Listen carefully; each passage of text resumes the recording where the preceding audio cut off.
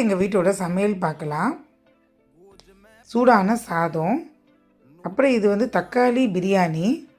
Basmati rice, jeera rice இல்லாமல் normal நம்ம சாப்பாடு ரைஸில் தான் பண்ணேன். உதிரி உதிரியாக சூப்பராக நல்லா டேஸ்ட் நல்லா இருந்துச்சு. அதுக்கு சைடிஷ் வந்து நேற்றுக்கு உருளைக்கிழங்கு காரக்கறி பண்ணேன். பசங்களுக்கு எல்லாருக்குமே ரொம்ப பிடிச்சி போச்சு, திருப்பி பண்ண சொன்னாங்க. ஸோ இந்த உருளைக்கிழங்கு காரக்கறி இது வீடியோ எடுத்திருக்கேன், நான் அப்லோட் பண்ணுறேன், செக் பண்ணி பார்த்துக்கோங்க. இது லெமன் சாதம், தக்காளி சாதம், பிரியாணி, தேங்காய் சாதம் எல்லாத்துக்குமே சைடிஷ் ரசமும் வச்சு சாப்பிட்டா கூட சூப்பராக இருக்கும். வீடியோ அப்லோட் பண்ணுறேன். இது தக்காளி மிளகு ரசம்.